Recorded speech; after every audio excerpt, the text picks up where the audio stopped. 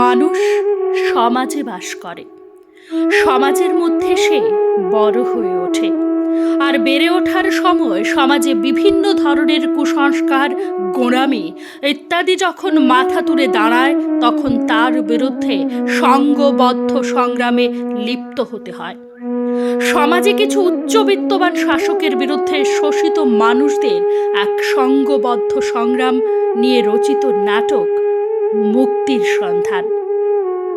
নাটকটিতে রয়েছে নবম শ্রেণী থেকে কৌশল নাহা, নিহারঞ্জন গোপ, অনিক সরকার, গৌরব সরকার, নীরব ভৌমিক, দীপসেন বান্দা এবং মৃদুরাজ ধর।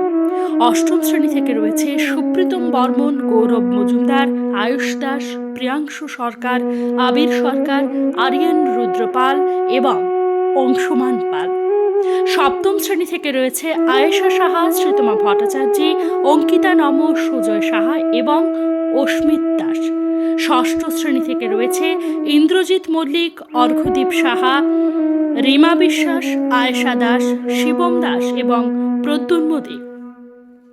নেতা ও তার তোষামোদকারী চরিত্রে রয়েছে স্কুলের শিক্ষক শ্রী রাজীব সাহা এবং শ্রী অভিজিৎ চক্রবর্তী। তাছাড়া অন্যান্য মাঝারি চরিত্রে রয়েছে বিদ্যালয়ের তৃতীয়, চতুর্থ, পঞ্চম শ্রেণীর ছাত্ররা। নৃত্য পরিবেশনায় রয়েছে বিদ্যালয়ের চতুর্থ, পঞ্চম শ্রেণীর ছাত্ররা। নাটকটি রচনা করেছেন আচার্য সত্য সাধনানন্দ আপদূত। ছবি অঙ্কনে সহায়তা করেছেন স্কুলের শিক্ষক শ্রী হরেকৃষ্ণ দাস। নাটকটি পরিচালনা করেছেন স্কুলের শিক্ষক শ্রী অভিজিৎ চক্রবর্তী। তাহলে সবাই মিলে উপভোগ করুন নাটক মুক্তির সন্ধান।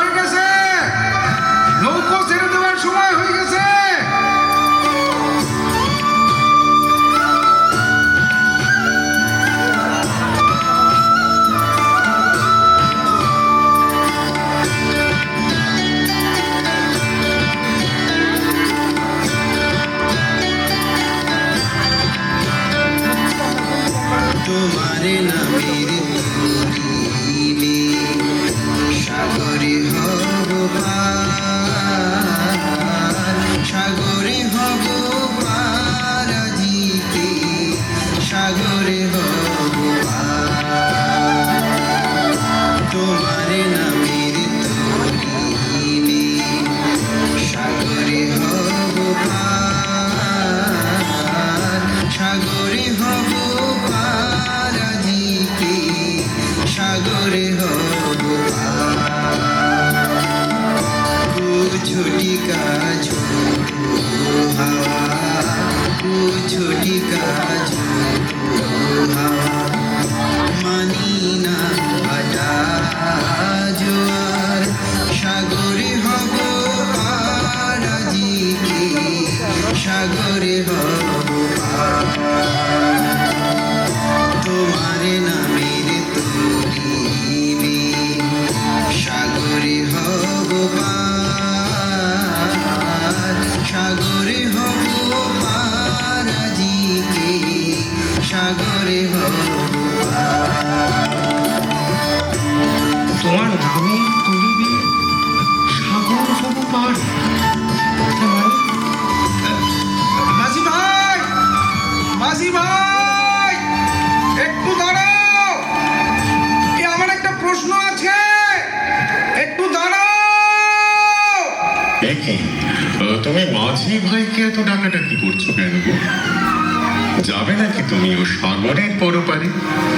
না, আমি তো শুধু মাঝি ভাইয়ের গানের ওই কথাগুলো কথাগুলোর মানে জানতে চাইছিলাম। কোন কথা গো, কোন কথা? ওই যে গো, তোমার নামের তরিবে সাগর হব পার। এই কথা? চিন্তা নেই, আমি বলে দিচ্ছি, শোন। এই যে সাগর দেখতে পাচ্ছ, এই সাগর পার হওয়ার জন্যে যেমন দরকার একটি উপযুক্ত নৌকো, যে নৌকো বেয়ে বেয়ে একদিন গন্তব্যে পৌঁছে যাওয়া যায়, ঠিক তেমনি এই ভবসাগর মায়ার সংসার পার হওয়ার জন্যে সদ্গুরু দেন নামরূপী নৌকো, যার সাহায্যে এই ভব সংসার পার হয়ে পরম লক্ষ্যে পৌঁছানো যায়। সেই সদ্গুরুকে কোথায় পাওয়া যাবে? মুক্তাকাঙ্ক্ষায়া সদ্গুরু প্রাপ্তি। মনে মুক্তির আকাঙ্ক্ষা জাগলেই তার দর্শন মেলে গো। তবে তোমার লাবণ্যময় মুখাবয়ব আর পরিপ্রশ্নই বলে দিচ্ছি, তুমি একজন আধ্যাত্ম জ্ঞান ও পিপাসু এক ঈশ্বর সন্ধানী যুবক। তোমার মধ্যে মুক্তির আকাঙ্ক্ষা যে প্রবল, তাই তুমি তো তার দর্শন অবশ্যই পাবে। কিন্তু কিন্তু সেটা কি করে সম্ভব? তার খোঁজে পথে নামতে হবে গো। যে পথের প্রাপ্তি শুধুই আনন্দ, শুধুই আনন্দ, শুধুই আনন্দ। আনন্দং ব্রহ্ম ইত্যাহ, আনন্দং ব্রহ্ম। ব্রহ্ম সেই যে নিজে বৃহৎ এবং অন্যকেও বৃহৎ করে তুলতে পারে, মহান করে তুলতে পারে। তাই বলা হয় ব্রহ্মৈব গুরুরেক না পরা। ব্রহ্মই হলো একমাত্র পরম সদ্গুরু। তাই নিজেকে মহান করার অভিলাষে সেই সদ্গুরুকে যদি পেতে চাও, তাহলে আগে আনন্দের সন্ধান করো, আনন্দের সন্ধান করো। আনন্দের সন্ধান? আনন্দের সন্ধান কি করে করব? সাধনা, সেবা আর ত্যাগের মাধ্যমে। ত্যাগের ভাবনার দ্বারা মনকে ক্ষুদ্রত্ব ও সংকীর্ণতা মুক্ত করে সাধনা ও সেবার দ্বারা বৃহৎ করে তুলতে হবে। তবেই তার মন সেই পরমানন্দ ঘন বৃহৎ সত্তার বাসযোগ্য হয়ে উঠবে। জীবন আনন্দে আনন্দময় হয়ে উঠবে। আচ্ছা, তাহলে সন্ন্যাসীর গৃহত্যাগের অর্থ কি? সন্ন্যাসীর গৃহত্যাগের অর্থ হল তার ক্ষুদ্র গৃহের পরিসরকে বিশ্বময় করে তোলা। পেয়ে গেছি, পেয়ে গেছি। আজ আমি আমার সমস্ত প্রশ্নের উত্তর পেয়ে গেছি। আজ থেকে আমিও হতে চাই আপনার সঙ্গে পরম লক্ষ্যের পথের যাত্রী। এখন যাই, বাবা মায়ের আশীর্বাদ নিয়ে আসি।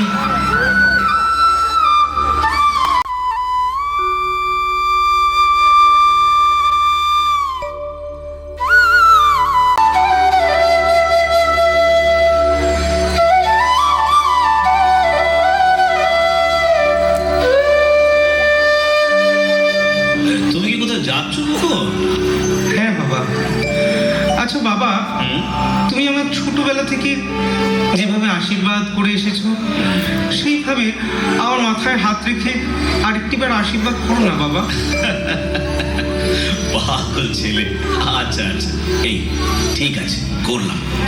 অনেক বড় মানুষ হও বাবা, সবার মুখ উজ্জ্বল করো। কিন্তু বাবা, তোমার এই আশীর্বাদ পূর্ণ হতে গেলে তো অনেক বড় মাপের গুরুও দরকার হবে, তাই না বাবা? সে তো নিশ্চয়ই। আমি সেই গুরুকেই খোঁজ করতে যাচ্ছি বাবা। কিন্তু তার জন্য তো বড় মাপের টাকা পয়সারও দরকার। না না বাবা, তার জন্য কোনো টাকা পয়সাই লাগবে না। লাগবে শুধু সমস্ত বন্ধন মুক্ত একটি পবিত্র মন। কি বললে? বন্ধন মুক্ত পবিত্র মন মানে? বাবা, বাগানে সযত্নে রোপণ করা বৃক্ষের একটি চারা গাছকে যদি আগাছা লতা পাতায় আষ্টে পৃষ্ঠে জড়িয়ে ফেলে, তাহলে সেই চারা গাছটি কি কোনোদিন বড় হয়ে মহের রূপ নিতে পারে? না, সম্ভব নয়। ঠিক তেমনি তোমরা যদি আমাকে মায়ার জালে এই বদ্ধ সংসারে বেঁধে রাখো, তাহলে আমি কি করে বড় হতে পারবো বাবা? তাই আমি যাচ্ছি আমার সদ্গুরুর খোঁজে, এই বদ্ধ জীবন থেকে মুক্তি পেতে পরমানন্দের আশ্রয়ে। তার মানে তুমি গৃহত্যাগী হতে চাইছো? গৃহত্যাগের কথা কেন বলছো বাবা? আমি চাইছি আমাদের এই ছোট্ট গৃহের পরিসরকে বিশ্বময় করে তুলতে। খোকন, আবেগের বসে সব কি বলছো তুমি? তোমার এই ভাবান্তর, তোমার এই উচ্চাবিলাসী বয়সের জন্য নয় খোকন, এই জন্য তো তোমার অনেক সময় পড়ে রয়েছে। না বাবা, সেই সময়টা তো আমার জীবনে নাও আসতে পারে। আগামী দিনের সূর্যোদয় আর দেখতে পাবো কিনা তা কি কেউ বলতে পারে? তাই তো বালক মহর্ষি ধ্রুব বলেছিলেন, কৌমারে আচরত প্রাজ্ঞ ধর্মান ভগবতানিহ দুর্লভং মনুষ্যং জন্ম তদপ্য ধ্রুবমর্থদম। মানব জন্ম অত্যন্ত দুর্লভ, তাই বৃথার সময় নষ্ট না করে বাল্যকাল থেকেই সাধনা, সেবা এবং ত্যাগের মাধ্যমে একে সার্থক করে তোলাই বুদ্ধিমানের কাজ হবে বাবা। না না না, এটা আমি ভাবতে পারছি না যে এটা কোনো বুদ্ধিমানের কাজ হবে। সংসারে তিল তিল করে জমানো বিষয় আসায় এ সবই তোমার জন্যই।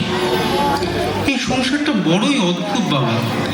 এখানে সবাই শুধু জমিয়ে রাখতেই ব্যস্ত, খালি হাতে যাওয়ার জন্য। কিন্তু সংসারের ভৌতিক আশা আকাঙ্ক্ষা তো কোনোদিন পূর্ণ হয় না বাবা, উত্তরোত্তর শুধু বাড়তেই থাকে। জড়ত্বের দিকে ছুটতে ছুটতে দেখবে কোনদিন তুমি জীবন সায়ান্নে এসে পৌঁছে গেছো।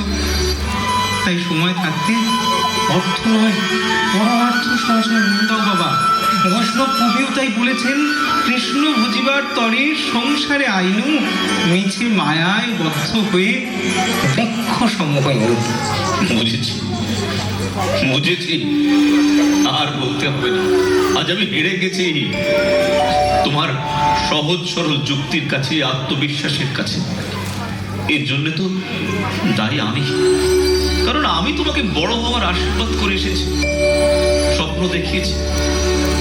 কিন্তু কিন্তু তার মানে এই নয় যে এত বড় মাপের স্বপ্ন সংসারের বন্ধন রজ্জুটাকেও ছিন্ন করে আমার বুক থেকে তোমাকে ছিনিয়ে নিয়ে যাবে। খোকন, তুমি যে আমাদের একমাত্র সন্তান, তোমাকে ছাড়া আমরা কি নিয়ে বাঁচবো? তাছাড়া এই পথে অনেক কষ্ট তুমি সহ্য করতে পারবে না। তাই বলে কি, সংবরণ করো তোমার অসাধ্য সাধনের অভিলাষ, সংবরণ করো। না বাবা, করোনা মোরে নিরাশ। তোমার আশীর্বাদে হব নিশ্চয়ই উত্তরণ পরম লক্ষ্যে, এই মোর বিশ্বাস। আসি বাবা। খোকন, আসি। খোকন, যাস নে খোকন।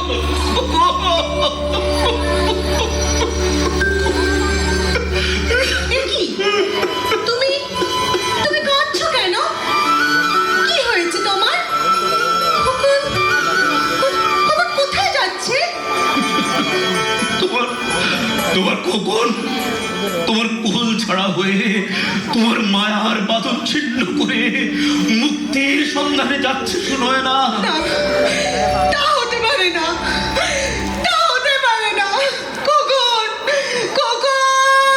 দাঁড়াও দাঁড়াও, শোনো না, ওকে আর ডেকে লাভ নেই। তোমার পুত্র যে মুক্তির জানালা খুঁজে পেয়ে গেছে। বদ্ধ খাঁচার পাখি যখন মুক্তির জানালা খুঁজে পায়, সে কি আর বদ্ধ খাঁচায় আবদ্ধ থাকে গো? শুনোয় না, তোমার কি মনে আছে সেই কথা? অদ্যপি সে কালা চাঁদ বাঁশুরি বাজায়, কোনো কোনো ভাগ্যবান শনিবারে পায়। আর যেজন সেই বাঁশির পানে ধায়, সে কি আর পিছন ফিরে যায়? ধন্য ধন্য তোমার পুত্র, ধন্য তোমার মাতৃত্ব। শুনোয় না, তুমি তুমি কত সৌভাগ্যবতী বলো তো। পৃথিবীতে লক্ষ লক্ষ মায়ের মধ্যে কজন এমন সুপুত্রের মা হতে পেরেছে বলো তো। সমাজে এমন ভাগ্যবান পুত্র কন্যাদের মহান আত্মত্যাগের বিনিময়ে তো সমাজ পেয়েছে মহান মনীষী, মহাজ্ঞানী মহাপুরুষদের। সমাজ হয়েছে ধন্য, তাদের বাবা মায়েরাও হয়েছেন ধন্য। তুমি আর চিন্তা করো না, শোনা হয় না। কিন্তু কিন্তু আমি যে ওই একমাত্র সন্তানের মা, পুত্র স্নেহের বিবশতা আমাকে ঘিরে রেখেছে। আমি কি করে ওকে ছেড়ে থাকবো? কিভাবে থাকবো? কুকুর! কুকুর!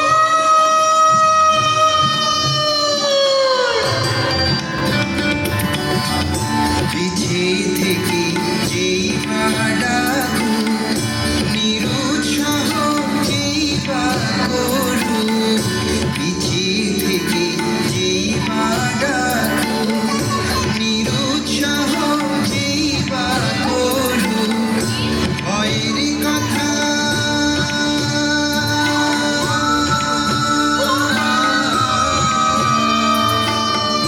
ভয়ের কথা শুনব না তার। সাগরে হব পার আজকে, সাগরে হব পার। তোমার নামের তরিবে, সাগরে হব পার। সাগরে হব পার আজকে, সাগরে হব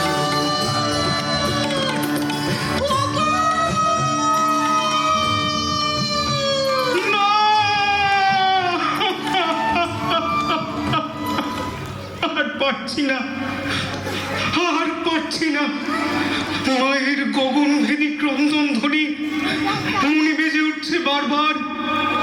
বলে দাও, বলে দাও সন্ন্যাসী ঠাকুর, বলে দাও, এই মায়ার সংসার অসার জেনেও মনে কেন এত হাহাকার, কেন এত হাহাকার? তোমার পবিত্র কোমল মনে মায়ার টান হয়েছে প্রবল, তাই তো মন বড় চঞ্চল। মানুষ হয়ে জন্মেছ যখন, মায়ার টানে হৃদয় তো কাঁদবেই। কিন্তু নিষ্ঠুর এই মায়া, এই মায়ার বন্ধন থেকে তোমাকে মুক্তি পেতেই হবে। তা তা কি করে সম্ভব? ডুব দাও মনের গভীর গহনে, পেয়ে যাবে অরূপ রতনের সন্ধান, যার দুতিতে দূর হবে মনের অন্ধকার, অস্থিরতা ছিন্ন হবে মায়ার বন্ধন। ওই যে দেখছো, ওই যে দেখছো উত্তাল সমুদ্র, যার অসংখ্য অস্থির তরঙ্গের উপর কিভাবে সূর্যের উজ্জ্বল জ্যোতি ছড়িয়ে পড়েছে।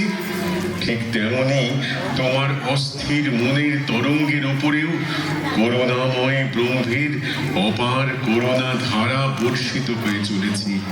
ঐকান্তিক গভীর সাধনাতেই অনুভব করতে পারবে তোমার পরম আরাধ্য দেবতা তোমার হৃদয়ের মধ্যেই অপরূপ বাঁশি বাজিয়ে চলেছে। ঝড় তুফানে উত্তাল সাগর রূপী ভব সংসারের পরপারে পরম অপার শান্তি তোমাকে ডাকছে, তোমাকে ডাকছে।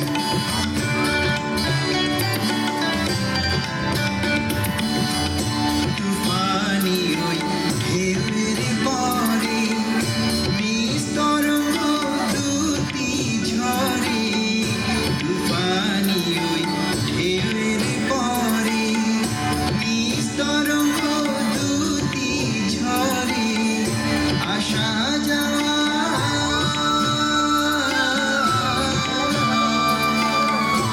আসা যাওয়ার পরপারে, আসা যাওয়ার পরপারে ডাকে শান্তি অপার। সাগরে হব পার আজকে, সাগরে হব পার। তোমার নামের তরিবে, সাগরে হব পার।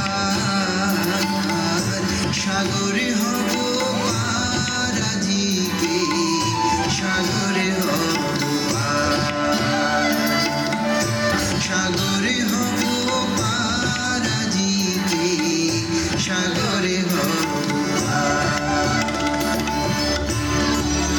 সন্ন্যাসী ঠাকুর, আমার জন্য কি নির্দেশ? তোমার পরম লক্ষ্য হল আত্মমোক্ষার্থম জগৎ হিতায় চ। একদিকে করে যেতে হবে আত্মার মুক্তির জন্য ভগবৎ সাধনা, আর অন্যদিকে করে যেতে হবে নারায়ণ জ্ঞানে শ্রেষ্ঠ জগতের সেবা। ঈশ্বর উপলব্ধির সঙ্গে সেবার কি সম্পর্ক? সেবাতেই তো প্রাপ্ত হয় আনন্দ। এই জগৎটা হলো অদৃশ্য নারায়ণের দৃশ্যমান রূপ। দৃশ্যমান নারায়ণের সেবা না করলে অদৃশ্য নারায়ণের সেবা করবে কিভাবে? সেবা করতে করতে যেদিন তোমার মন পবিত্র নির্মল হয়ে উঠবে, সেদিনই তোমার মনের মধ্যে আনন্দ স্বরূপ অদৃশ্য নারায়ণ দৃশ্যমান হয়ে উঠবে। জীবন আনন্দে আনন্দময় হয়ে উঠবে। পারবে না? পারবে না আনন্দের সন্ধানে জগৎ কল্যাণে আত্মনিবেদন করতে পারবে না? পারবো, পারবো, নিশ্চয়ই পারবো। এই জগৎ কল্যাণে আত্মনিবেদনে যদি প্রাপ্ত হয় পরমানন্দ, তাহলে নেই মনে কোনো সংশয়, নেই কোনো দ্বন্দ্ব। তার নামের তরিতে করেছি আরোহণ, দেহ মন করেছি সমর্পণ। মরা বাঁচা এখন তো তারই হাতে। আপনি শুধু করুন মোরে শাশ্বত পথ নির্দেশন। পরমেশ্বর তোমার মঙ্গল করুন। এসো, এসো আমার সঙ্গে। নাও, নাও এবার চোখ বন্ধ করে পদ্মাসনে বসো।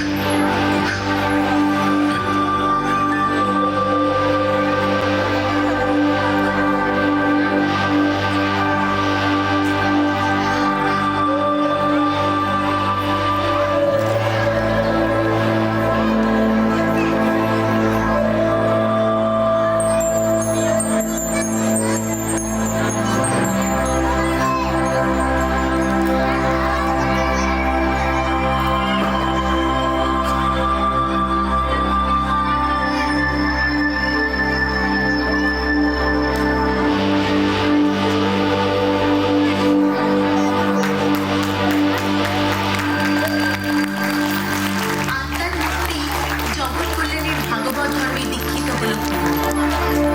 আচার্যদের নামে ত্যাগের গৈরিক বসনে নতুন দায়িত্বে অভিষিক্ত হয়ে নতুন কর্মস্থলে যোগদান করলেন তিনি। সঙ্গে রয়েছে বরিষ্ঠ আচার্যদের।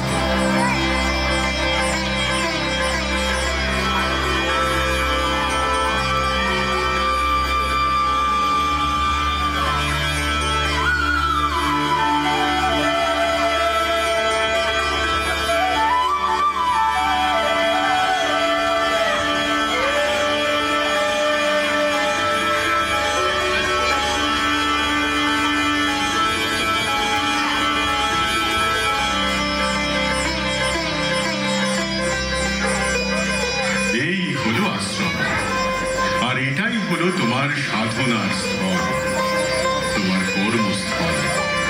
আর আশ্রমবাসী এই সকল শিশুরাই হলো তোমার সর্বক্ষণের সাথী। এদের ভাতৃ স্নেহে আদর্শ মানুষ করো।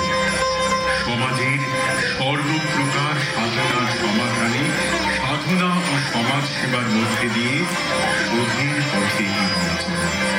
মনে রেখো, মনে রেখো, সর্বজন হিতায় সর্বজন সুখায়। এই ভাবনাতেই সন্ন্যাসীর জন্ম।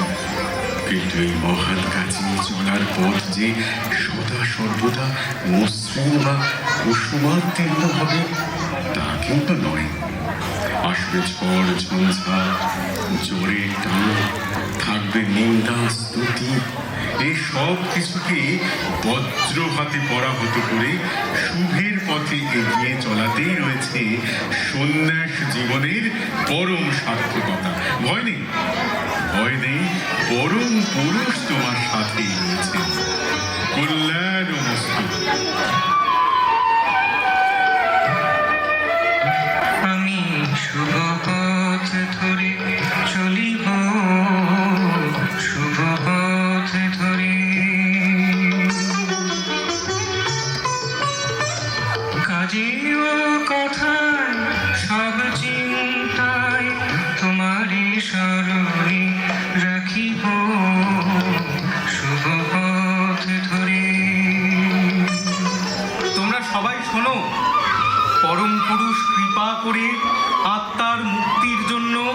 জগৎ কল্যাণের সমস্ত উপকরণ, সমস্ত সুযোগ সযত্নে সাজিয়ে রেখে দিয়েছেন।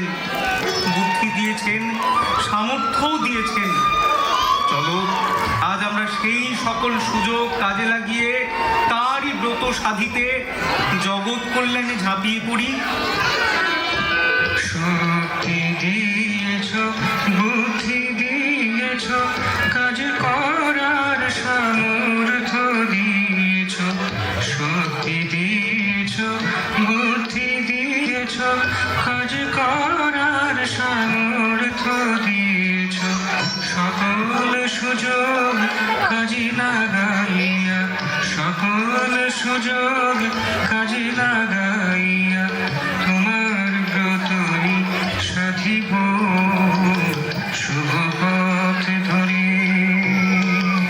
আমি শুভ পথ ধরে চলিব, শুভ পথ ধরে।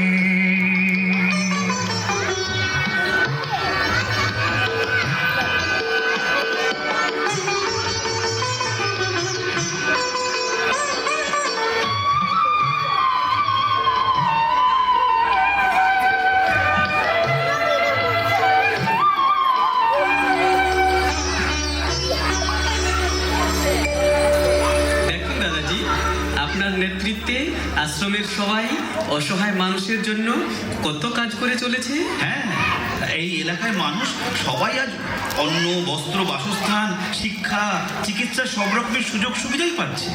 আচ্ছা দাদা, ওদের পেছনে এত সময় এত অর্থ ব্যয় করে কি লাভ হচ্ছে আমাদের? দেখো, জীবনটাকে টাকা পয়সা, লাভ ক্ষতি এসব দিয়ে বিচার করা উচিত নয়। জীবন আমাদের সুযোগ দেয় আনন্দ উপভোগ করতে, আর অন্যের মঙ্গল সাধন করার চাইতে বড় আনন্দ আর কিসে আছে বলো? এই আনন্দই তো হলো মনের সমস্ত বন্ধন থেকে মুক্তির উপায়। আচ্ছা, ওদের সেবা করে তোমাদের আনন্দ হচ্ছে না? তা কি আর বলতে আছে দাদা, আমার তো দারুণ আনন্দ হচ্ছে। হ্যাঁ, আমাদের সবার খুব আনন্দ হচ্ছে। বাহ বাহ বাহ, তাহলে তোমরা বুঝতে পারলে সেবা করলেই আনন্দ পাওয়া যায়। আর একটা কথা মনে রেখো, সেবা দেওয়ার মধ্যেই রয়েছে আনন্দ, আর নেওয়ার মধ্যে সুখ। সুখ সীমিত, কারণ সুখের পরেই রয়েছে দুঃখ, কিন্তু আনন্দ হলো অনন্ত, কারণ আনন্দের পরে রয়েছে শুধুই আনন্দ, পরমানন্দ। দুর্ভাগ্যের বিষয়, সমাজের সব মানুষ আজ সুখের পেছনেই ছুটে চলেছে। আত্মসুখ চরিতার্থ করার জন্য এরা কখনো কখনো পশুর চেয়েও নিচে নেমে যায়। দেখছো তো এরা কিভাবে ঝগড়া মারপিট করছে? কারণ একটাই, নিজেদের প্রাপ্যের অধিক ছিনিয়ে নেওয়ার চেষ্টা। এরা সবাই শুধু নিতেই ব্যস্ত, দিতে নয়। সমাজের এই শ্রেণীর মানুষের জন্যই তো আজ পৃথিবীটা পাপে ভরে গেছে। আচ্ছা দাদা, মানুষের স্বভাব এমনটা হয় কেন? এই স্বভাবটাই হলো মানুষের পরিচয়। মানুষের স্বভাবটাই হলো অধিক থেকে অধিক চাওয়া, অনন্ত সুখ চাওয়া। তাহলে জগতের সমস্যার সমাধানের উপায়? মানুষের হবে যেদিন অনন্ত চাহিদার অবসান, জাগবে যেদিন প্রকৃত ধর্ম চেতনা, বুঝবে যেদিন তার লক্ষ্য হলো একমাত্র পরম পুরুষ, সেদিনই হবে সমস্যার সমাধান। গড়ে উঠবে আদর্শ মানব সমাজ। সেটা কি করে সম্ভব? এর জন্য একমাত্র উপায় হলো নব্য মানবতাবাদী শিক্ষার প্রতিষ্ঠা। আজ আমরা যা করে চলেছি এটা আদর্শ সেবা নয়। আদর্শ সেবা হলো মানুষের জাগতিক সমস্যার স্থায়ী সমাধান। আদর্শ সেবা হলো তাদের মধ্যে জগতের প্রতি, সমস্ত জীব জগতের প্রতি দায়বদ্ধতা, প্রেম, ভালোবাসা জাগানো। তা না হলে এরা সারা জীবন শুধু নিতেই থাকবে, দিতে শিখবে না। সেবার মাধ্যমে প্রাপ্ত আনন্দ থেকে এরা চিরদিন বঞ্চিতই থেকে যাবে। পরমানন্দের সন্ধান এরা কোনো দিনই পাবে না। জগতের সমস্যাও কোনো দিনই সমাধান হবে না। তাই চলো, আজ শুধু মানবতা নয়, আদর্শ সেবার মাধ্যমে সবার মধ্যে জাগিয়ে তুলি নব্য মানবতাবাদের চেতনা।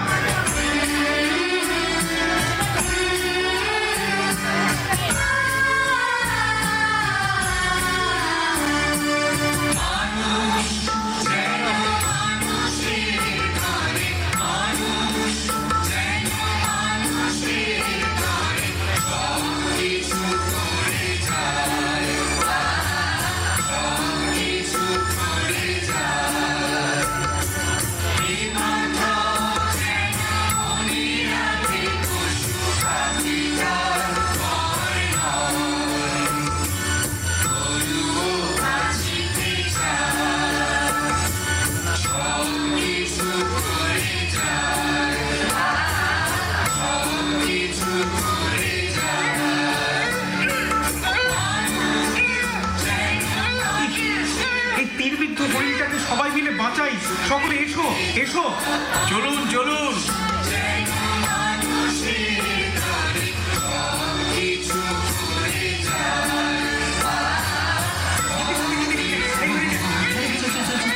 এই হরিণকে আমরা শিকার করেছি, এটা আমাদের বটে, এটা আমাদের বটে, না, এই হরিণটা আমাদের শরণার্থী, আমরা এর প্রাণ বাঁচিয়েছি, তাই হরিণটা এখন আমাদের। আচ্ছা, তোমরা যেভাবে জীব হত্যা করছো, কিন্তু পারবে কি একটি জীবের প্রাণ ফিরিয়ে দিতে? কি বলে রে, কি বলে? এটা কি করে সম্ভব হয়? প্রাণ যদি দিতে না পারো, তাহলে প্রাণ কেড়ে নেওয়ার অধিকার তোমাদের কে দিয়েছে? কেনে ভগবান দিচ্ছে, আপনি জানেন না বটে? জীব জীবস্ত ভোজনম। বাহ, এটা যখন জানো, তাহলে এটাও নিশ্চয়ই জানো যে ভগবান সমস্ত জীবের আহার নির্দিষ্ট করে দিয়েছেন। যেমন শাকাহারী প্রাণী কখনো মাংসাহার গ্রহণ করে না, ঠিক তেমনি মাংসাশী প্রাণী কখনো শাকাহার গ্রহণ করে না। মানুষ হলো প্রাকৃতিক নিয়মে শাকাহারী জীব। পশুরা যদি ভগবানের বিধান মানতে পারে, তোমরা কি তাহলে পশুর চেয়ে অধম? তাছাড়া তোমরা যেভাবে অরণ্য ধ্বংস করে চলেছ, এতে নষ্ট হবে প্রকৃতির ভারসাম্য, ফলে নেমে আসবে প্রকৃতির অভিশাপ, ধ্বংস হবে সমস্ত জীবকুল। তাহলে আমরা খাবো কি? এটাই তো আমাদের জীবিকা বটে। না, এটা জীবিকা নয়, এটা হলো তোমাদের রসনা তৃপ্তি আর লোভ লালসার চরিতার্থতা। এই জীবিকা আদিতে ছিল, আজ বিজ্ঞানের অত্যাধুনিক যুগে তোমাদের কি জীবিকার জন্য অন্য উপায় নেই?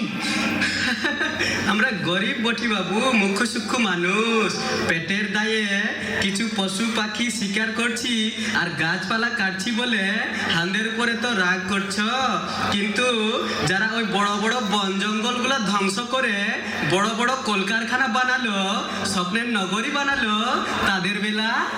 যারা এই সমাজটাকে শোষণ করে অস্থি চর্ম সার করে দিল, তাদের বেলা? আর আমাদের ও বাঁচার একমাত্র চাষের জমিগুলো যারা কেড়ে নিল, তাদের বেলা? যারা যারা আমাদের সমস্ত সুখ শান্তি ধ্বংস করে সমাজকে শ্মশান বানাই দিল, ওদের বেলা? কে করলো তোমাদের এই সর্বনাশ? কে আবার করবে? ওই যে আমাদের নেতারা, আমাদের রক্ষক, শহরের ওই বড় বড় বাবুরা, ওই যে দেখছো দূরে ওই বড় বড় দালান বাড়িগুলা, ওইগুলাই তো ওদের রাজপ্রাসাদ। এত বড় একটা অপরাধ, অন্যায়, গোটা অঞ্চল তা চোখ বুজে মেনে নিচ্ছে, তো কেউ তার একটা প্রতিবাদ পর্যন্ত করছে না। প্রতিবাদ? কে করবে প্রতিবাদ? আরে প্রতিবাদের ভাষা তো আজ প্রতাপের দাপটে স্তব্ধ হয়ে গেছে। সারা গ্রামটা যেন ওদের খেলার পুতুল পুতুল। সন্ন্যাসী ঠাকুর, আমরা তো নিচু জাত, তাই তাই আজ আমরা অবহেলিত। সভ্যতার আলো, শিক্ষার আলো পড়েনি মুদের গায়ে। শিক্ষাঙ্গন আছে, হাসপাতালও আছে, কিন্তু উপযুক্ত শিক্ষা নাই, চিকিৎসাও নাই। কর্মী আছে, কিন্তু কর্মসংস্থান নাই। তাই সর্বত্র শুধু হিংসা, হানাহানি, রক্তপাত, লুণ্ঠন, মদ্যপান, জুয়া, নৈরাজ্যবাদের এক চূড়ান্ত অবস্থা, চূড়ান্ত অবস্থা। বুঝেছি তোমাদের যন্ত্রণা। আজ থেকে আমরা তোমাদের সঙ্গে আছি। আমরা তোমাদের কাজ দেব, চিকিৎসা দেব, তোমাদের সন্তানদের শিক্ষা দেব, তোমাদের সমস্ত জমি উদ্ধার করব, কিন্তু একটা শর্তে, তোমাদের ন্যায়ের জন্য অন্যায়ের বিরুদ্ধে সংগ্রামে নামতে হবে। হ্যাঁ, সংগ্রাম। যারা তোমাদের সুখ শান্তি কেড়ে নিয়েছে, সর্বনাশ করেছে, তাদের বিরুদ্ধে সর্বশক্তি দিয়ে সংগ্রাম করতে হবে। মনে রেখো, শান্তি সংগ্রামেরই পরিণাম। কি পারবে না তোমরা? আপনারা সঙ্গে থাকলে আমরা নিশ্চয়ই পারবো। তাহলে চলো আমাদের সাথে। এই অঞ্চলের সমস্ত মানুষ আজ আদর্শ শিক্ষার অভাবে অন্ধবিশ্বাস, কুসংস্কার, জড়তার অন্ধকারে পথ হারিয়ে কেঁদে মরছে। তাদেরকেও আলোকের পথ দেখাতে হবে। নব্য মানবতাবাদে, ব্রহ্মবাদে প্রতিষ্ঠিত করে দিব্যানুভূতির পথে নিয়ে যেতে হবে।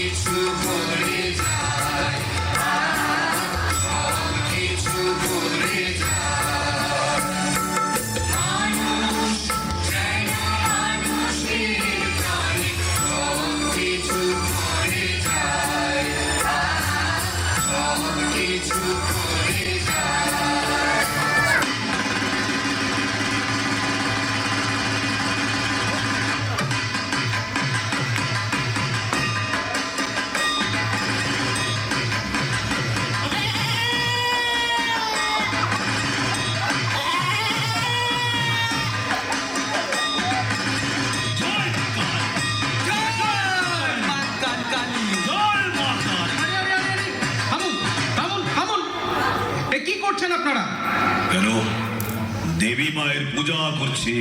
দেবী মায়ের পূজা? এই একটা সামান্য নিরীহ প্রাণীকে হত্যা করে আপনি জানেন না দেবী মাকে তুষ্ট করার জন্য সবচেয়ে প্রিয় জিনিসটিকে দিতে হয়? প্রিয় জিনিস মানে? আচ্ছা, এই ছেলেটি নিশ্চয়ই আপনার প্রিয় সন্তান? হ্যাঁ, আমার একমাত্র সন্তান। বেশ, তবে একেই বলে দিন, দেখবেন দেবী অনেক বেশি খুশি হবে, আপনার অনেক কল্যাণ করবেন। না না, তা হতে পারে না। কেন হতে পারে না? এই, তোমরা এদিকে এসো। এসো, শক্ত করে একে ধরো, না জোর করে বেঁধে একে বলে নিয়ে যাও। না না না, ধরো, শক্ত করে ধরো। ওকে মারবেন না, মারবেন না। ওকে ছেড়ে দিন, ওকে মারবেন না, দয়া করে ওকে মারবেন না। নিজের সন্তানের প্রতি এত মায়া, অন্যের সন্তান কেড়ে নিতে মায়া হয় না আপনার?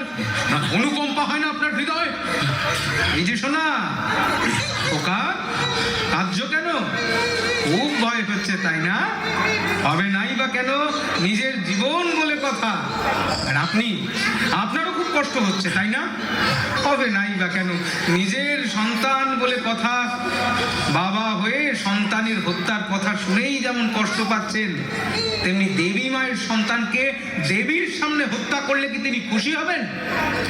সন্তানকে ভালোবাসলে যেমন সব বাবা মাই খুশি হয়, ঠিক তেমনি দেবী মাকে খুশি করার জন্য তার সন্তানকে আরো নিবিড়ভাবে ভালোবাসতে হয়, তার সৃষ্ট জগতের সেবা করতে হয়।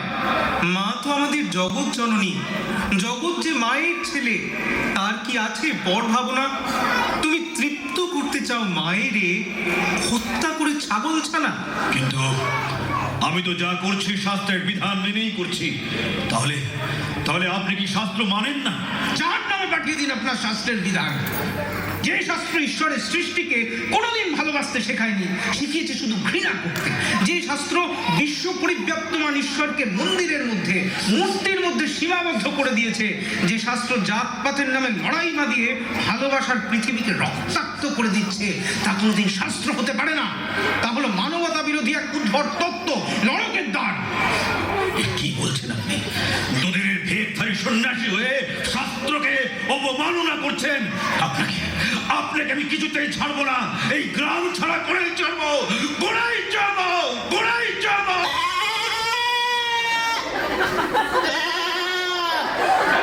সন্ন্যাসী ঠাকুর, আপনি তো একেবারে হাটে হাড়ি ভেঙে দিয়েছেন। আপনার যুক্তিপূর্ণ কথাই পণ্ডিতের সমস্ত ভণ্ডামির ভান্ডার ভেঙে গেছে।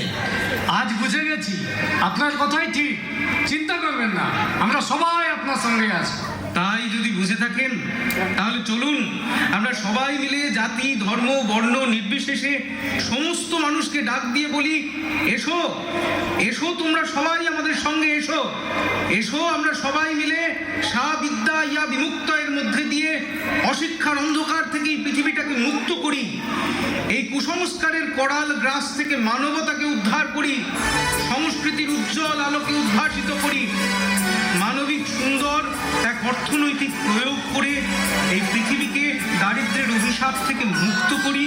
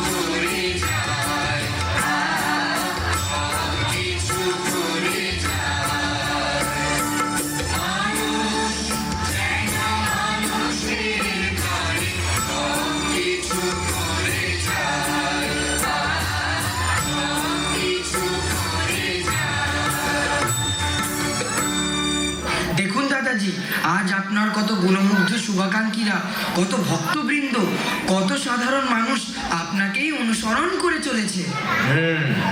সবাই অনুসরণ করছে বলেই সবার উদ্দেশ্য কিন্তু মহৎ নয়। এ কি বলছেন আপনি? বাঘ হরিণকে অনুসরণ করে কেন জানো তো? হরিণকে মারার জন্য। ঠিক তেমনি ভক্তের বেশে কিছু গুপ্তচর আমাদের অনুসরণ করে চলেছে।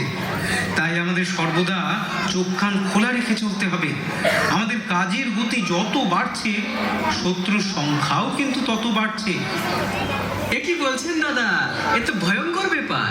ভয়ঙ্কর নয় ভাই, শুভ লক্ষণ। গুরুদেব বলেছেন, বাধা সা জুসমানা শক্তি সেব্যং স্থাপয়তি লক্ষ্যে। বাধা হলো প্রগতির লক্ষণ।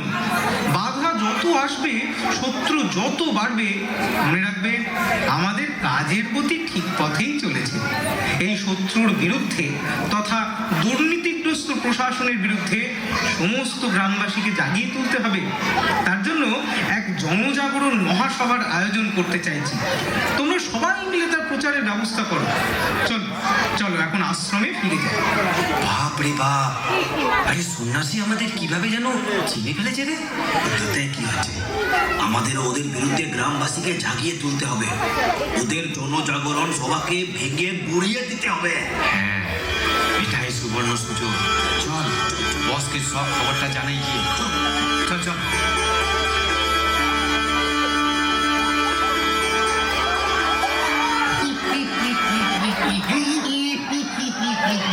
নমস্কার নমস্কার নমস্কার, আমি বিশ্বহরি তরফদার।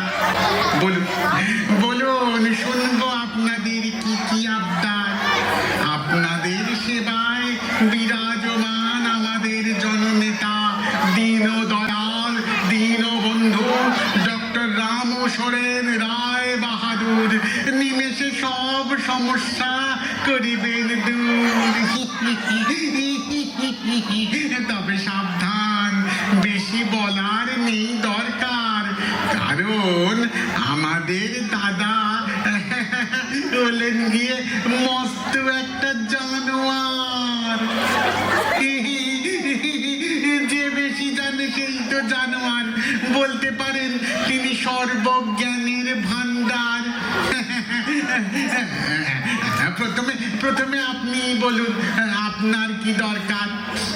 দাদা, ভোটের আগে আপনি বলেছিলেন আপনি খাল কেটে জল এনে দেবেন, আমরা সেই জলে জমি চাষ করব, কিন্তু খাল তো কাটা হয়নি, তাই আমরা জমি চাষও করতে পারিনি, আমরা আধ পেটে খেয়ে রয়েছি। চুপ! তোরা জানিস না খাল কাটলে যে কুমির চলে আসতে পারে, এটা জানিস না? হ্যাঁ, তখন তোরা কি চাষ করবি নাকি কুমিরের পেটে যাবি? তাই ওই খাল কাটার যোজনা আমি এখন বন্ধ করিয়ে দিয়েছি। বুঝেছেন, বুঝেছেন তাহলে? হ্যাঁ, এবারে তাহলে আসুন নেক্সট। জলাধারের পাশের জমিতে আপনার প্রমোটাররা বিল্ডিং বানাতে শুরু করে দিয়েছে, কিন্তু ওই জায়গাটা তো আমার। এই দেখুন তার দলিল পত্র। ও জায়গাটা আর তোমারই আছে, কিন্তু আজকের পর থেকে তো আর থাকবে না। থাকবে না মানে? এটাই নিয়ম আছে। ও গীতার বাণী শুনিসনি? হ্যাঁ, আজ যা তোমার আছে কাল তা অন্য কারোর ছিল, আগামীকাল তা আবার অন্য কারোর হয়ে যাবে। শয়তান, জীবনভর রক্ত জল করে ওই মাথা গোজার ওই জায়গাটুকু করেছি, এখন বলছিস? শান্তি রাখ, রাগ করিস না, রাগ করিস না। কর্মণ্যে বাধিকারস্তে মা ফলেষু কদাচন। ও কর্মে তোমার অধিকার আছে, কিন্তু কর্মফলে তোমার অধিকার নেই। তাই কর্মফলের আশা রেখে কোনো কর্ম করবে না। এটা তো আমার কথা নয় গো দাদা, ও ভগবত গীতাতে লেখা আছে, ও ভগবান শ্রীকৃষ্ণের ও মুখ নিঃসৃত বাণী। আচ্ছা ঠিক আছে, ঠিক আছে। এই শোন, ও 10,000 টাকা এটা তুই নিয়ে নে। 1 বিঘা জায়গার দাম সামান্য 10,000 টাকা? 10,000 টাকাতেও মন বেজান। আরে তুই মানুষটাই তো সামান্য। ঘাটের মরা বুড়ো, 2 দিন পর শ্মশানে যাবি, টাকা টাকা করছিস কেন রে? ও সাদা কাগজে একটা না সাইন না, ও একটা টিপ ছাপ দিয়ে দে। না না, আমি সাইন করব না। সাইন কর, সাইন কর, সাইন কর। না, আমি সাইন করব না। আমি থানায় যাব, কোর্টে যাব। এটা দেখেছিস তো? নে, তাড়াতাড়ি কর, সময় নষ্ট আমি একদম পছন্দ করি না। না, আমি সাইন করব না, আমি থানায় যাব, কোর্টে যাব। ঠিক আছে, তাহলে তোর ইচ্ছাই পূর্ণ হোক। জামাল, নিয়ে যা ওকে, একেবারে সুপ্রিম কোর্টে পাঠিয়ে দিয়ে আয়। না, আমি যাব না, আমাকে ছেড়ে দে, আমাকে ছেড়ে দে। নিয়ে যা।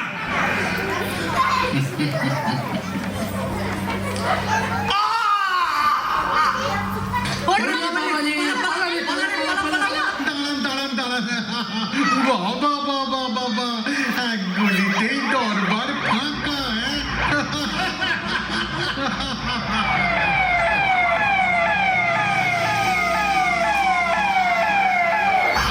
বড় বাবু, আপনি আমাদের কি সৌভাগ্য।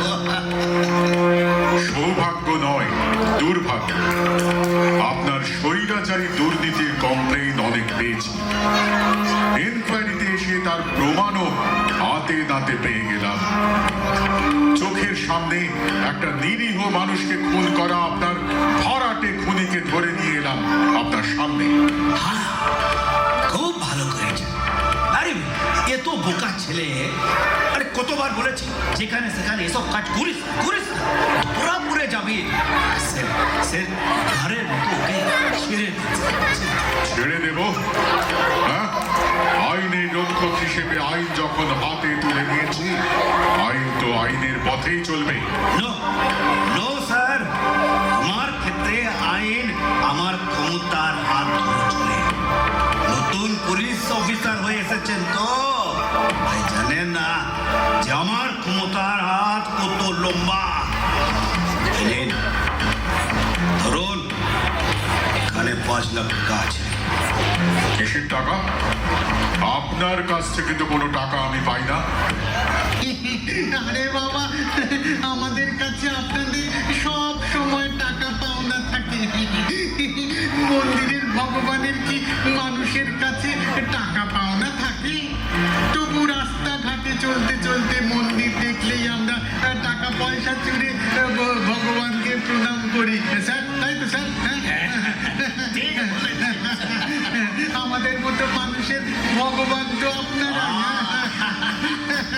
আপনাদেরকে কি প্রণামী না দিলে চলে স্যার? নীলা, তবে পুলিশকে ঘুষ দেওয়ার অপরাধে আপনার পাপের ঘোড়াটা কিন্তু পূর্ণ হয়ে গেল। আর পুলিশ হিসেবে ঘুষ নিয়ে আপনার বুঝি পুণ্যার্জন হলো? হয়নি, তবে অবশ্যই হবে। সেটা কিভাবে? এই টাকাতে আপনার হাতে স্বজনহারা পরিবারকে সাহায্য করে, অনাথ আশ্রমের শিশুদের মুখে অন্ন তুলে দিয়ে, আর আপনার মতো দুর্নীতিগ্রস্ত শাসকের শোষণের বিরুদ্ধে সংগঠিত সংগ্রামীদের সাহায্য করে। আচ্ছা, আমার বিরুদ্ধে বিদ্রোহ ঘোষণা করা সন্ন্যাসীর দলে আপনিও আছেন তাহলে? হ্যাঁ, আছি। তার জন্যে নিজেকে ধন্য মনে করছি। জানেন এর পরিণাম কি ভয়ঙ্কর হতে পারে? ভয়ঙ্কর পরিণাম তো আপনারই হবে, কারণ সন্ন্যাসী যা করছে তা জগতের মঙ্গলের জন্যই করছে। এই অঞ্চলের সমস্ত গ্রামবাসী আজ পেট ভরে খেতে পাচ্ছে, চিকিৎসা পাচ্ছে, ছেলে মেয়েরা লেখাপড়া শিখছে। শুধু তাই নয়, মানব ধর্মের গূঢ় তত্ত্বকে তুলে ধরেছেন সমাজে, দূর করেছেন ধর্মমতের গোড়ামি। সর্বোপরি দুর্বৃত্তায়নের হাত থেকে তিনি সমাজকে রক্ষা করার চেষ্টা করছেন। চুপ! আমার সামনে দাঁড়িয়ে আমারই শত্রুর গুণগান! শত্রুর মিত্ররা তো শত্রুই হয়। জানেন আপনাকে আমি কি করতে পারি? আপনি কি করতে পারেন জানি না, তবে আপনাকে আমি এখনই খুন জালিয়াতির অভিযোগে জেলের ঘানি টানাতে পারি। কিন্তু না, এখন করছি না। কেননা আপনি বললেন না একটু আগে আপনার ক্ষমতার হাত অনেক লম্বা।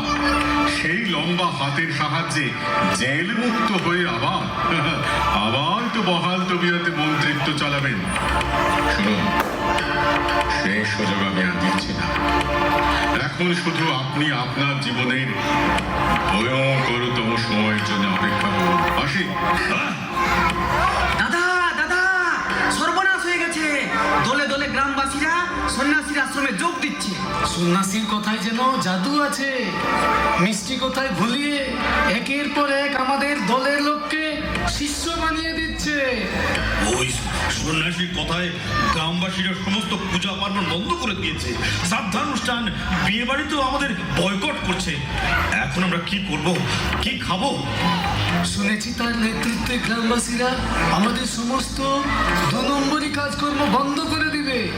গাঁজা, মদের দোকান, জুয়ার আড্ডা সব বন্ধ করে দেবে।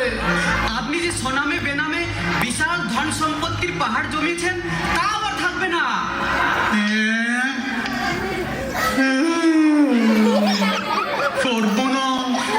এসব কথা সত্যি হলে আমাদের কি অবস্থা হবে একবার ভেবে দেখেছেন?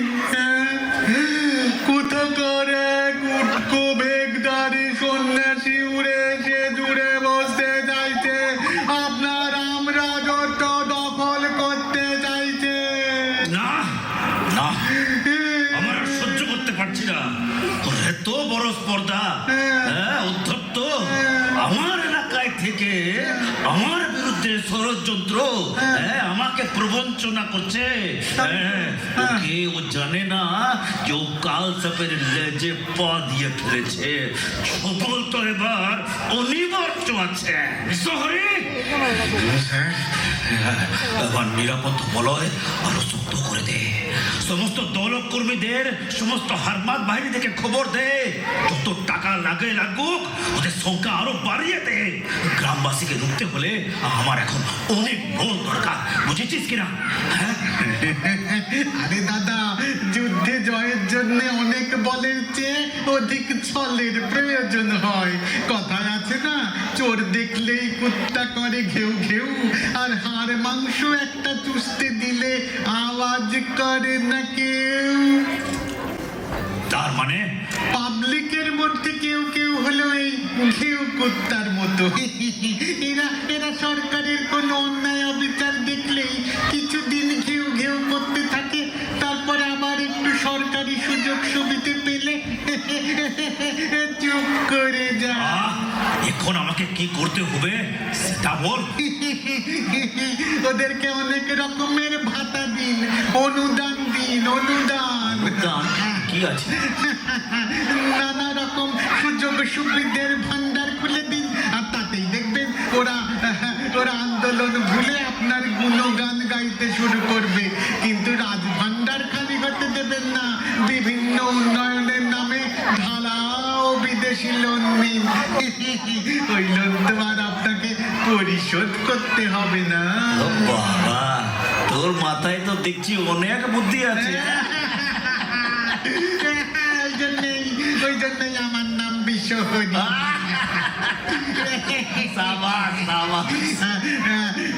কিভাবে সাপের বিষ দাঁত তুলে তার ফনা নোয়াতে হয় তা আমার ভালো করেই জানা আছে। আন্দোলনের নেতৃত্বকে পারচেজ করুন, তাহলেই আন্দোলন দিশাহীন হয়ে পড়বে। তাই ওই আন্দোলনের মূল কাণ্ডারি সন্ন্যাসীর জন্য একটা বড় সড়ো মন্ত্রিত্বের টোপ দিন। এটা তুই একদম ঠিক বলেছিস।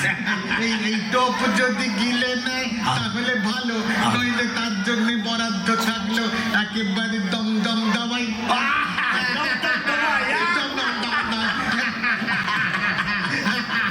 সোজা সোজা স্বর্গে চলে যাবে, তাহলেই থাকবে না বাস, বাজিবে না বাঁশরি, মরিবে সাপ, ভাঙিবে না লাঠি, মরিবে সাপ, ভাঙিবে না লাঠি।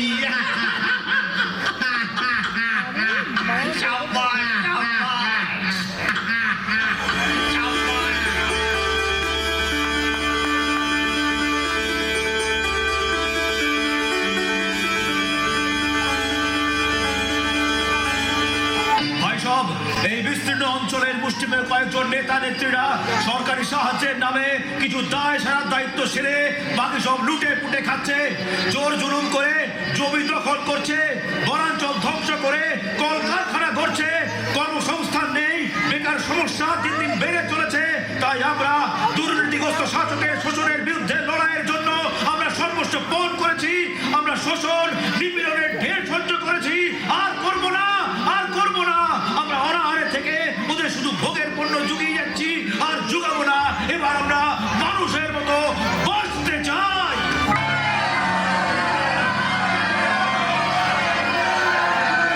বিশ্বের সমস্ত সম্পদ আমাদের সকলের মিলিত সম্পদ, তা থেকে কাউকে বঞ্চিত করা চলবে না।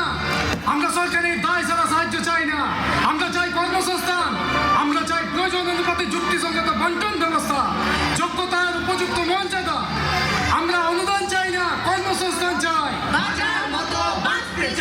যোগ্যতার মর্যাদা চাই,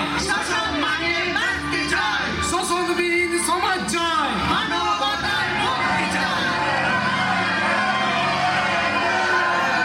বন্ধুগণ, বর্তমান রাজনীতিকরা তাদের নিজেদের স্বার্থ সিদ্ধির উদ্দেশ্যে যুব সমাজকে নানা উপায়ে বিপদগামী করেছে।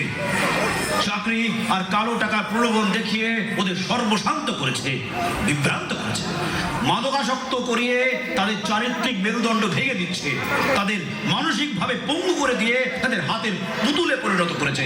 তাই আজ আমরা সংকল্প নিয়েছি পথভ্রষ্ট ওই ছাত্র যুবদের নব্য মানবতাবাদের মহান আদর্শের ছত্রছায়ায় নিয়ে আসবো, তাদের জীবনচর্যায় নিয়ে আসবো এক আমূল পরিবর্তন, সমাজের প্রতি জাগিয়ে তুলবো কঠোর দায়িত্ববোধ।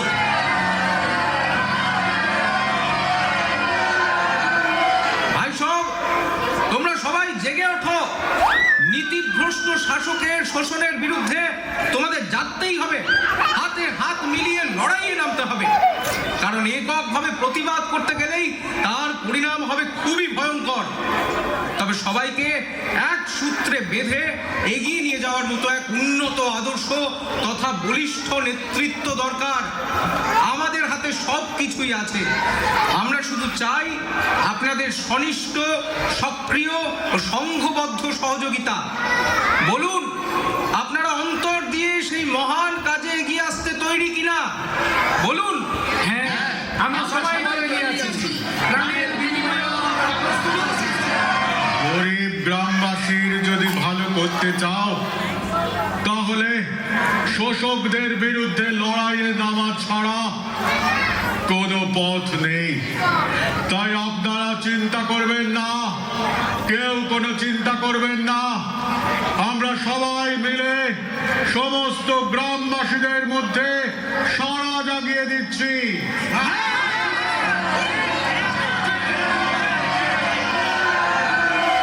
বাঁচার মতো বাঁচতে চাই, বাঁচার মতো বাঁচতে চাই, সসম্মানে বাঁচতে চাই, সম্মানে বাঁচতে চাই। মানবতার মুক্তি চাই। আমরা অধিকার চাই না, কর্মসংস্থান চাই। চারিদিকে এ তো কোলাহল কিসের?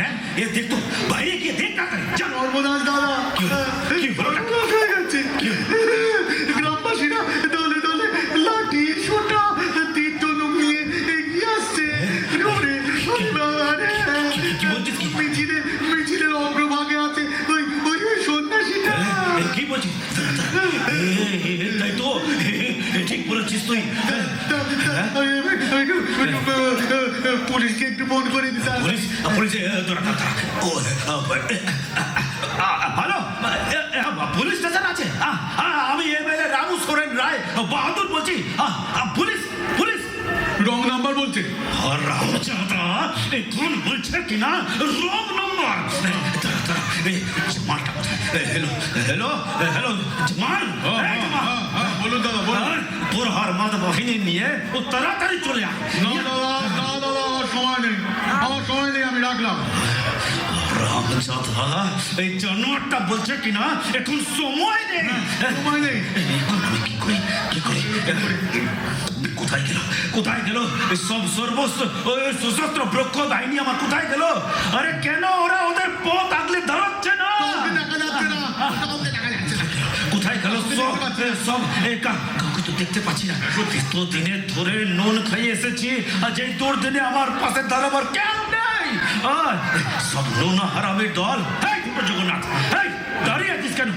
তোর বন্দুকটা আমার হাতে দে। এটার গলিটা শেষ হয়ে গেল। আমি কি করি? কালী রক্ষা করো মা, রক্ষা করো। ওরে শয়তানের দল, আমাদের খেয়ে আমাদের ভোটে পাস করে আমাদের সঙ্গে এই বেইমানি। এবার তার ভয়ঙ্কর শাস্তি। চালা, বন্দুক একেবারে বেপরোয়া ভাবে চালিয়ে দে, একেবারে শেষ করে দে, একেবারে ধরাশায়ী করে দে সবাইকে। চালা গুলি।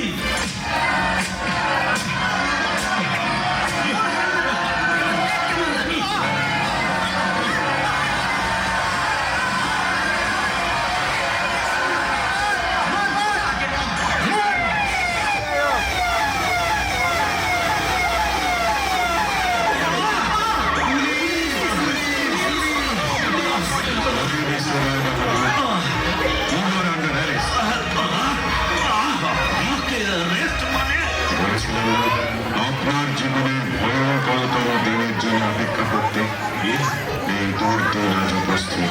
পুলিশ অফিসার হয়ে একটা মন্ত্রীকে অ্যারেস্ট করছিস?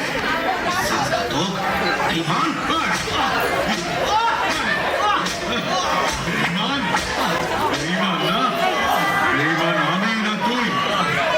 জনপ্রতিনিধি হয়ে পুলিশকে ঘুষ দেওয়া, জালিয়াতি আর দুর্নীতি অপরাধে তোকে অনেক দিন আগে জেলে পাঠাতে পারতাম, কিন্তু তা করিনি।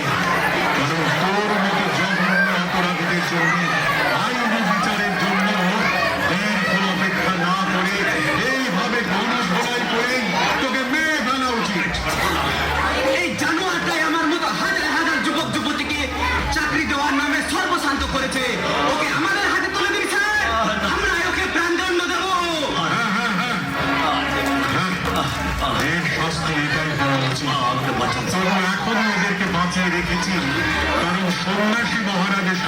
থেকে আনন্দমার্গের মহান আদর্শ সম্পর্কে যতটুকু জেনেছি তাতে এটাও বুঝেছি যে আনন্দমার্গের নব্য মানবতাবাদ দর্শন মৃত্যুদণ্ডকে সমর্থন করে না। বড়বাবু ঠিকই বলেছেন, নব্য মানবতাবাদ দর্শনের মতে অপরাধীর প্রাণদণ্ড নয়, কিন্তু কঠোর প্রায়শ্চিত্ত অবশ্যই হওয়া উচিত। আর তা হওয়া উচিত একটা সংশোধনাত্মক ভাবনার নয়, প্রতিশোধ ভাবনার নয়। লোভের বশে অথবা প্রতিকূল পরিস্থিতিতে বিবশ হয়ে অনেক সময় মানুষ বড় বড় অপরাধে লিপ্ত হয়। নব্য মানবতার মতে পরিবর্তিত পরিবেশে উপযুক্ত প্রেরণা ও শিক্ষার মাধ্যমে তার ব্যক্তিগত মন সংশোধিত হতে পারে, সে আবার নতুন করে উজ্জ্বল ভবিষ্যৎ গড়ে তুলতে পারে। মিস্টার রায় বাহাদুর, আপনি তো একজন জনপ্রতিনিধির কলঙ্ক, মহাপাতক। কারণ আপনি জনপ্রতিনিধি হয়ে জনতার সাথে যেভাবে বেইমানি করেছেন, জঘন্য অপরাধ করেছেন, সেই কলঙ্কের বোঝা আমাদের সমস্ত জনপ্রতিনিধিদের সারা জীবন ধরে যুগ যুগ ধরে বলতে হবে। তাই আপনার মতো মহাপাতকের জন্য কি শাস্তির বিধান হতে পারে তার রায় দেবেন আমাদের আজকে এই গণ আদালত শিরোমণি নব্য মানবতাবাদের পূজারী সন্ন্যাসী মহারাজ। মিস্টার রায় বাহাদুর, আপনার এই পাহাড় প্রমাণ পাপের হাত থেকে মুক্তির উপায় হলো আপনার সমস্ত বিষয় সম্পদ জনকল্যাণে দান করে দিয়ে নিজেকে ভগবত সেবায় উৎসর্গ করে দেওয়া। তাই করুন স্যার, তাই করুন। তবু যদি আমাদের পৈতৃক প্রাণটা বাঁচে। কিন্তু সারা জীবন ধরে দুহাতে এত রক্ত মেখেছি, এত মায়েদের কোল কালি করেছি, সেই হাতে কি পারবো আমি ভগবত সেবা করতে, মুক্তি সাধনা করতে? কেন পারবেন না? দস্যুরা যদি বাংলাদেশে হতে পারে, অভিশপ্ত অভিমান যদি মহান আদর্শের ছত্রে ছায় এসে উন্নত হতে পারে ঈশ্বরের আশীর্বাদ থেকে, ভেবে দেখুন স্বয়ং ভগবানের দূত এসেছেন আপনাদের উদ্ধার করতে, জীবনের সমস্ত গ্লানি থেকে মুক্ত করে দেবত্বে উন্নীত হওয়ার পূর্ণ সুযোগ আপনাকে হচ্ছে। এই সুবর্ণ সুযোগ যদি কাজে লাগাতে না পারেন, তাহলে দেখুন যমরাজের দূত আপনাদের সামনে দাঁড়িয়ে আছে। ওদের হাতে একবার ছেড়ে দিলে আপনার শরীরের এক টুকরো মাংস আর খুঁজে পাওয়া যাবে না। আর আইনের দৃষ্টিতে আপনার জঘন্য জঘন্য অপরাধের প্রমাণ সাপেক্ষে আপনার জন্য অবধারিত শাস্তি অপেক্ষা করছে, মৃত্যুদণ্ড। এখন বলুন কোন পথ আপনি বেছে নেবেন? আমাদের হাতে ছেড়ে দিন, আমাদের হাতে ছেড়ে দিন। ওরে বাপরে! না না না না, সন্ন্যাসী ঠাকুর, আপনি আমাদেরকে আপনার চরণেই আশ্রয় দিন। স্যার, আপনি সত্যি বলেছেন। আজ আমার সামনে যমরাজের দূত আর ভগবানের দূত দুজনেই হাজির। আমি ভগবান দেখিনি, কিন্তু ভগবানের দূতকে অবশ্যই দেখতে পাচ্ছি। এনার মধ্যে না আছে কোনো প্রকার আক্রোশ, না আছে প্রতিহিংসার আগুন, নেই কোনো প্রতিশোধ পরায়ণ মনোভাব। এই মানুষ না, অসীম দয়ার আধার, এক দৈনিক প্রতিমূর্তি। আমি এনার চরণে আশ্রয় দিয়ে আমি আমার অভিশপ্ত জীবন থেকে মুক্ত হতে চাই, মুক্ত হতে চাই। উত্তম সিদ্ধান্ত। তাহলে এখনই আপনার সমস্ত বিষয় সম্পত্তির দলিলপত্র থানার বড়বাবুর হাতে তুলে দিন। আজ থেকে আপনার নিবাসস্থল হবে আশ্রম। আপনাদের হাতে তুলে দিচ্ছি ফল, করতাল আর ভিক্ষের পাত্র। প্রতিদিন নগর কীর্তন করবেন আর ভিক্ষা করে আশ্রমের এই শিশুদের লালন পালন করবেন, সমাজ সেবা করবেন আর দুবেলা সাধনা করবেন। আর এই যে পরজীবী প্রাণী পণ্ডিত গোসাই, আপনি শাস্ত্রের দোহাই দিয়ে ধর্মের নামে ধর্ম ব্যবসা আর মানুষের মধ্যে অন্ধ বিশ্বাস আর কুসংস্কারের বীজও বপন করেছেন। প্রকৃত ধর্মীয় চেতনায় বিভ্রান্তি সৃষ্টি করেছেন। তার জন্য আপনাকে তো কঠোর শাস্তি পেতেই হবে। শুনুন, আজ থেকে এই ভণ্ডামি ছেড়ে কর্ম করে খান। এই নিন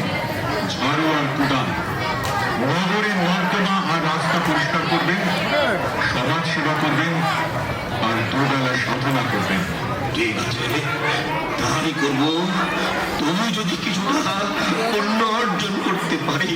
সন্ন্যাসী ঠাকুর, আপনার নেতৃত্বে এতদিন পর এই বিস্তীর্ণ অঞ্চলের বুক থেকে সরে গেল জগদ্দল পাথরের একটা দুর্বিষহ বোঝা।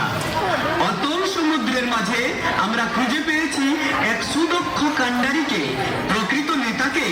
তাই আজ থেকে আমাদের এই অঞ্চলের একছত্র অধিপতি হবেন সন্ন্যাসী মহারাজ। জয় সন্ন্যাসী মহারাজের জয়! জয় সন্ন্যাসী মহারাজের জয়!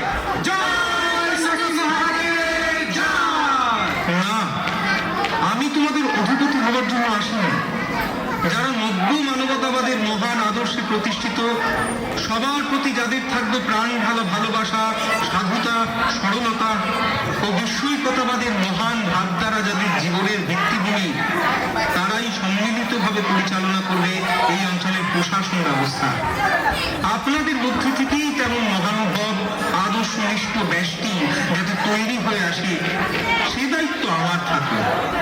এবার সবাই বলুন, জয় নব্য মানবতাবাদের জয়! জয় নব্য মানবতাবাদের জয়!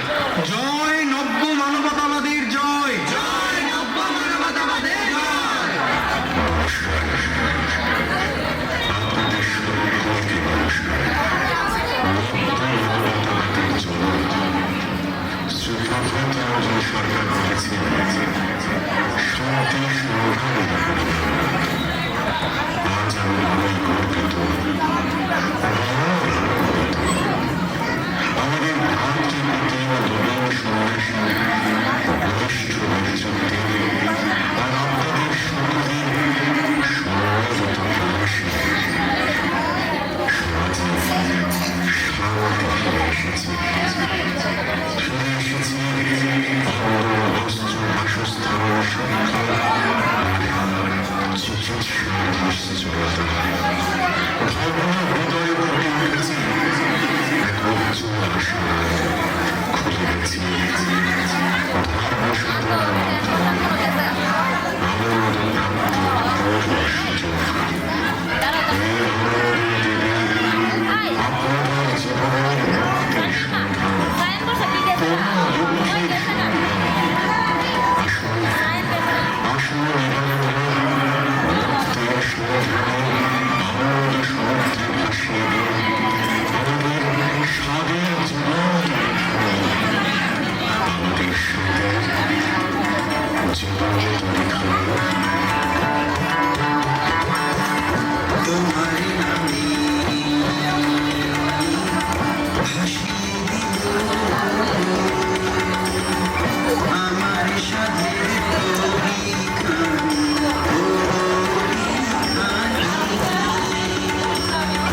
তোমার নামে ভাসিয়ে দিল আমার সাধের তরিখানি।